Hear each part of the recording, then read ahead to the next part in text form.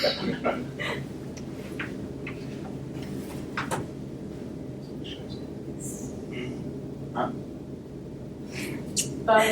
just tell us like how you started the book, like how you started to write it, and kind of what you did when you were, how you wrote, like big chunks, 1 page a day, whatever you did.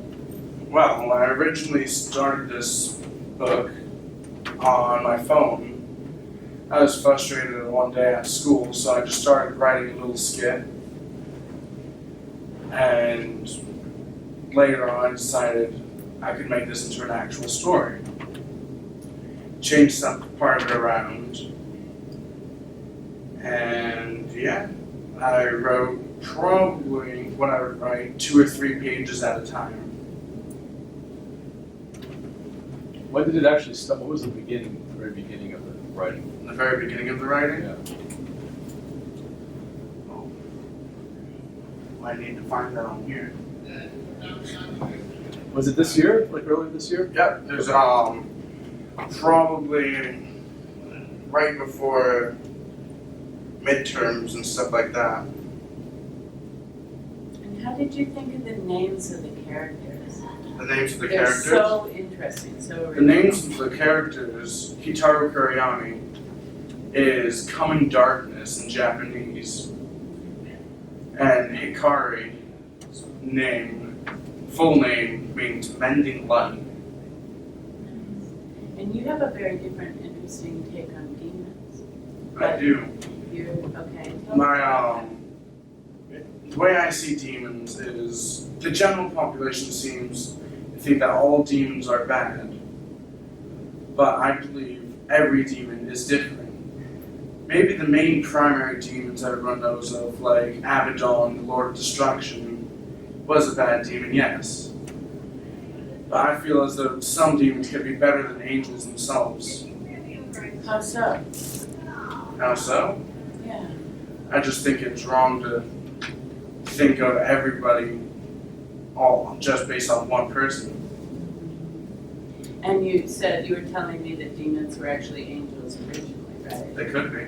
Well, the devil himself was originally man's right-hand man, God's right-hand man. And so I thought the most interesting thing about reading your book was that the demons were so three-dimensional. They were kind of scary and evil in a way, but then they also did kind things. They'll do kind things, but in a chaotic manner. Okay, they have a chaotic mindset as to, like, they'll do the right thing, but they're not afraid to hurt or kill someone in the process. How did you think of the powers that they had? Because they're not normal powers. That's hard. I've always envisioned the power of Hitaru in my head.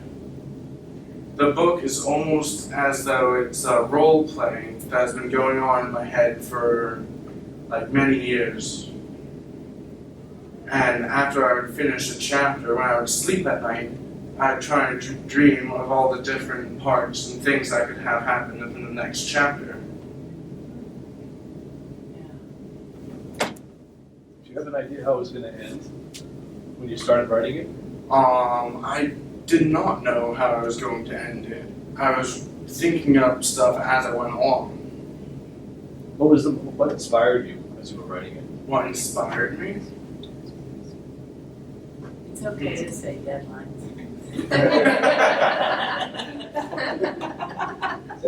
I just knew I was going to have at least 5 chapters in the story. So, I honestly don't know. Where did you get your ideas from? Like, what are the ideas? Could you say? Like, what did you think of the storyline? Are there stories that you like, that you've read that influenced you? Not when it came to this book. Another story I was writing, a lot of my influence came from an anime series called Tokyo Ghoul.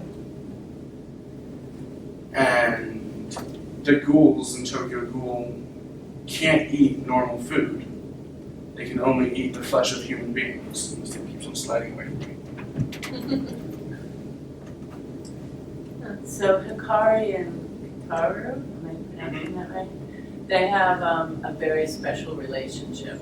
Like, Kitaru is really a demon, but maybe you could talk about it more than I can. Kitaru is the beginning of a nine-tailed fox demon. Every tail he will gain will increase his power dramatically. And as he was in the very beginning of the book, he was walking through a slum-like area in the city. And Hikari, at the time, they had nothing to do with each other, but her family was attacked by a group of bandits. And so she was just running, trying to find someone to help her out and help her family. And she ended up crashing into Kitaru. And Kitaru decided to help because he had nothing else better to do at the time. Because he kind of has a kind heart.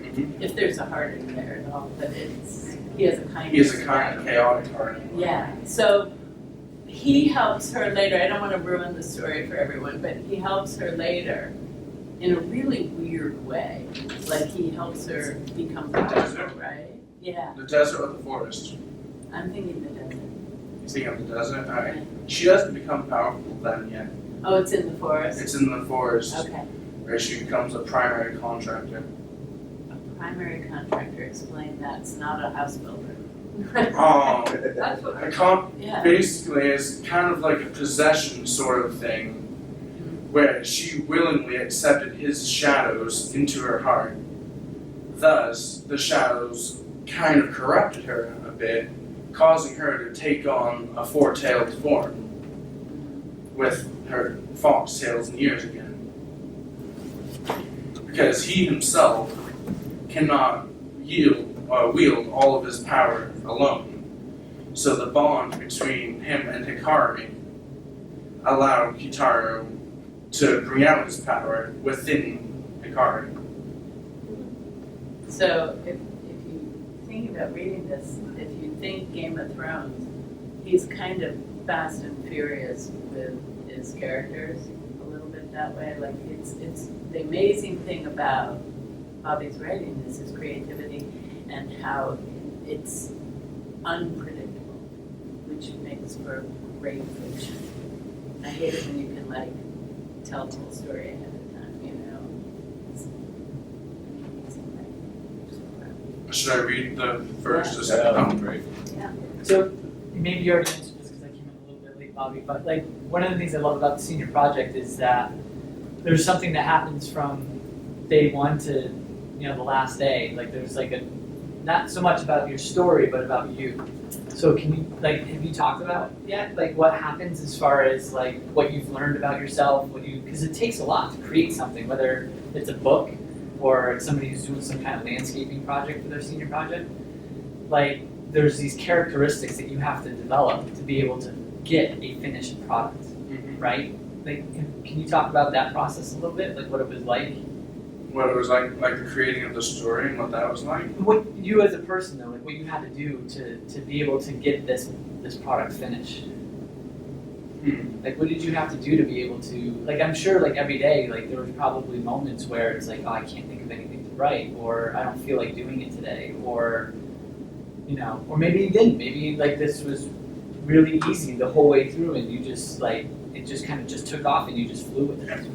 For the most part, it was fairly easy to do, but my biggest difficulty I had while writing this was trying to keep it in present tense and not switching back and forth between past and present.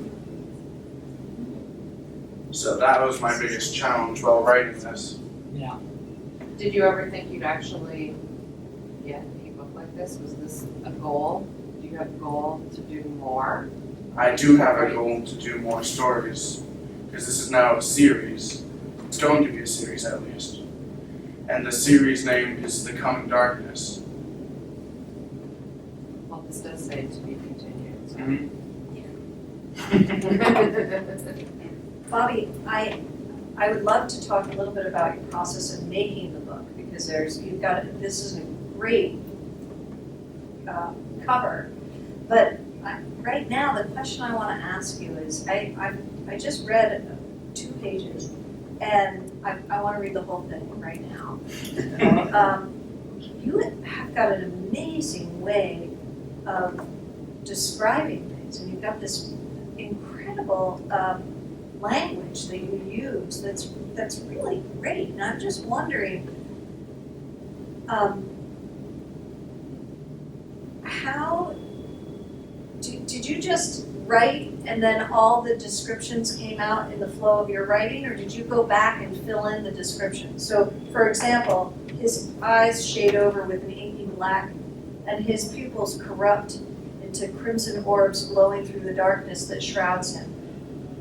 Was that just a line that came out? That's the line that just came out. I'm just so envious. That's I fantastic. think you talk like that though. Mm. You know, I think you have incredible vocabulary. It's like, Ever since I was little, I've been told that I have a great vocabulary. very proud of you, Bobby. I And mean, we're fair. how did you get it published with the it's all bound and selling it on Amazon? What was that process? That process I did through a website called CreateSpace, which is a sister company to Amazon, Wow.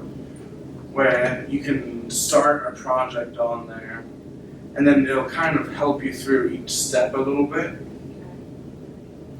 And does it cost money or? Nope, it's all free. Really? The only thing that costs money is to order a copy. So like, if I buy it, where does the $2 go? Do you get any proceeds? They Or does it go to? It costs about $10 to buy it on Amazon, and $3.87 of each copy sold on Amazon goes to my royalties on CreateSpace. Oh, okay. And this is copywritten, and you have a Library of Congress number too. We're gonna put it in the library here too, we'll have, Wow. yeah, I mean, our library, yeah. So after you graduate in a couple weeks, and next year you're going to Cape Cod Cape Community Cod College. Community College, you're gonna get an apartment over on the Cape? No, we're gonna Commute?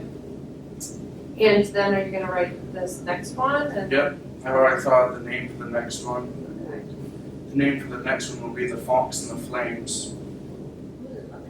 And will Kataro be the main character again? Yeah, Kitaro and Hikari are the 2 main primary characters. And then halfway through the book, you'll run into another character, is Raphael. Have you thought about connecting with somebody? Sorry, I interrupted you.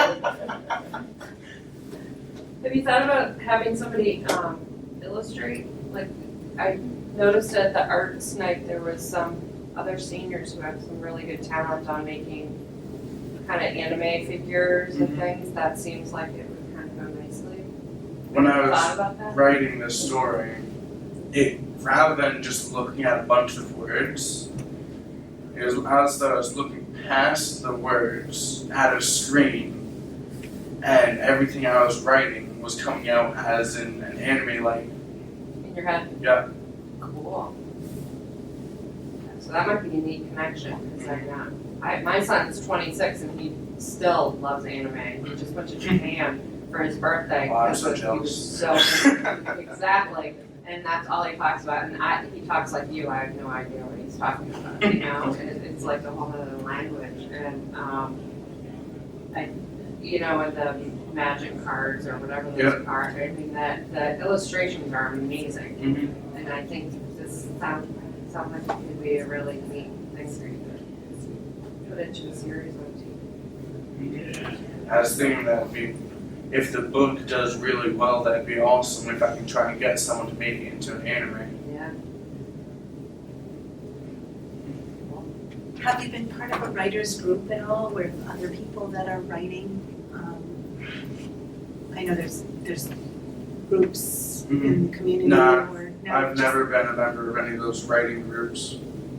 You might want to try that at some point. I also want to say I came in late, but you were very poised in your oral presentation. I went to some other of the senior projects and the kids were nervous wrecks. And they kept repeating themselves and saying, like. But you are doing beautifully. I mean, I could really see you at a bookstore giving a presentation. So, You do a summer series, doing some signings. I've had one person that has already asked for a signing on the book. Yeah. I put my initials on it. You gonna do a reading? Should I read the first couple pages? Sure. Yeah, whatever you think is. That's good.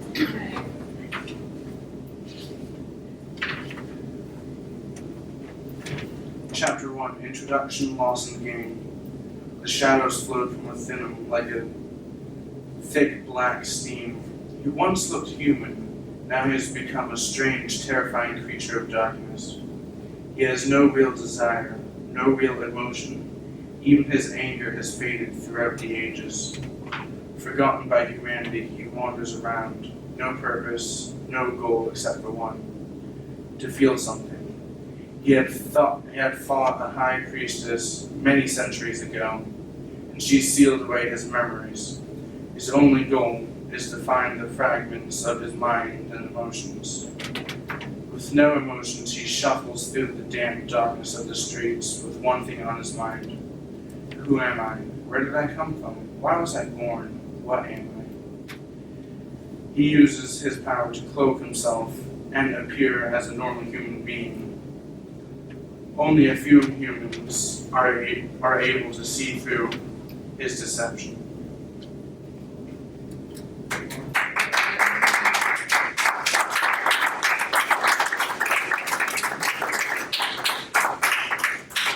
Any questions?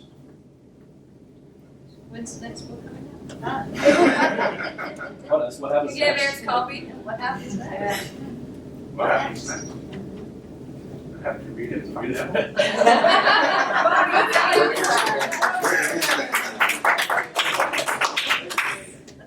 Now, everyone go on your phone and go to Amazon Prime and order a copy. Yeah. It's $10. I mean, I've already like ordered 5. I think we should order a bunch of them and then you should go and do some signings over the summer at some of the public libraries. Should. Do readings and. Dude, I'll come with you. I'll like carry a like fan mail. Yeah. I will be your assistant. I got nothing to do this summer. Good job, Bobby. Very proud of you. Would you want to do that this summer? I could do something like that. I think, most Except libraries to learn how to Can I write be book. your helper? Right. Can I be a helper? I have gives guys. Nobody else can help him. It's just me. My president. Are there any other questions or anything? How do we find, well, I guess I can find you at work to sign my book when I buy it after He's gonna be working What was with the trustees I- this summer. Yeah. Oh, you're working at the He's got an trustees? internship. Oh, We you're got working 2 days a week Yeah, he's internship. got the internship. Nice. I shall call you Congratulations. Look at that, you got an award, you got a book, you're gonna graduate, going to college. You got jobs. Good job. We got it all figured The out. trustees thing, that's a really, that's Yeah, it's really that's good. kind of an honor to get that position, isn't it? Absolutely. Congratulations, Bobby. You done well these past 4 years. You did good, soldier. It started off a little rough, but it got better.